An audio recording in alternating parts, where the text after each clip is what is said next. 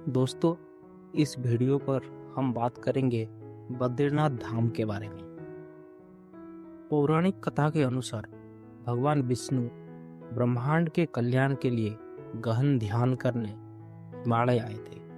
उन्होंने बद्रीनाथ में अलकानंदा नदी के शांत तटों को चुना। भगवान विष्णु को भीषण ठंड से बचाने के लिए देवी लक्ष्मी ने बद्री वृक्ष का रूप धारण किया और उनके बगल में खड़ी हो गई। माता लक्ष्मी की भक्ति से प्रसन्न होकर भगवान विष्णु ने उसी स्थान का नाम बद्रीनाथ रखा, यानी कि बद्री वन के स्वामी। बद्रीनाथ हिमालय में स्थित है और उसे ध्यान के लिए सबसे पवित्र और शक्तिशाली क्षेत्र माना जाता है। बद्रीनाथ के शांत परिवेश के कारण भगवान विष्णु ने तपस्या करने के लिए इसी स्थान को चुना। भगवान विष्णु के तपस्या के कारण इसी स्थान सारे दिव्य शक्तियों का नियंत्रण केंद्र बन गया, जो स्वाभाविक रूप से सभी देवताओं को आकर्षित करता है। ऐसा माना जाता है कि भगवान ब्रह्मा ने बद्रीनाथ में यज्ञ किए थे। पास में ही स्थित ब्रह्म कपाल का नाम उन्हीं के नाम पर रखा गया है, जहां पूर्वजों के लिए पिंडदान आज भी किए जाते हैं। बद्रीनाथ को स्वर्गलोक के निकट माना जाता है। ऐसा कहा जाता है कि इंद्र अक्सर यहाँ अवतरित होते हैं। अचानक से बिजली चमकना, बादल और तूफान आना पारंपरिक रूप से इंद्र की उपस्थिति से ही जुड़े हुए हैं। एक अन्य कथा के अनुसार विष्णु के जुड़वा अवतार नर और नारायण ने यहाँ कठोर तपस्या की थी।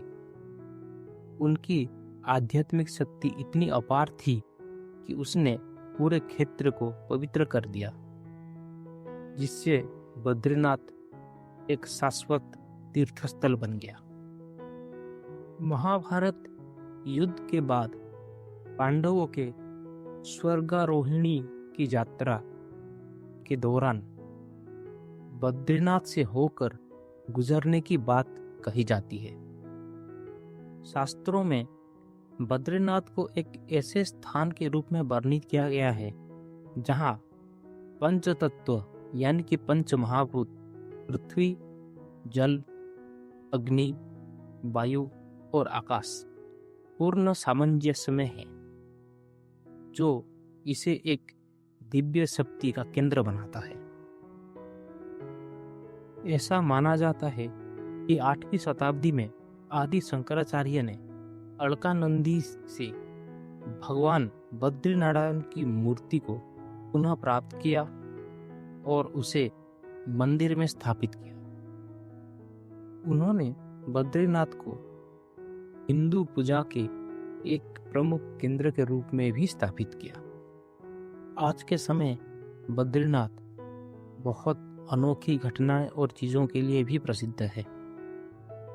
जैसे कि आज भी लोग बताते हैं कि कुछ मिनटों में ही साफ आसमान अचानक से बर्फीले तूफान या घने कोहरे में बदल जाता है, खास करके प्रार्थना के समय।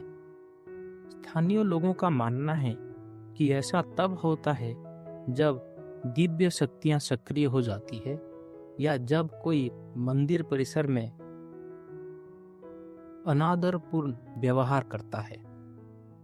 मंदिर के ठीक नीचे तप्त कुंड है, जो एक गर्म पानी का झरना है। शून्य के नीचे के तापमान में भी इसी तप्त कुंड की पानी गर्म रहता है। भक्त इसमें चावल पकाकर प्रसाद के रूप में परोसती है। इतनी ऊंचाई पर भी इसका तापमान स्थिर रहने का कोई भी स्पष्ट वैज्ञानिक कारण मौजूद नहीं है। ऐसा माना जाता है कि इसे स्वयं भगवान विष्णु का आशीर्वाद प्राप्त है। मंदिर के अंदर एक अखंड दीप है जो पूरे मौसम में लगातार जलता रहता है। पुजारियों का दावा है कि यही दीपक तूफानों, भूकंपों और हिमस्खलनों से भी बचा रहा है, जिसे भक्त एक दैवीय सुरक्षा मानते हैं।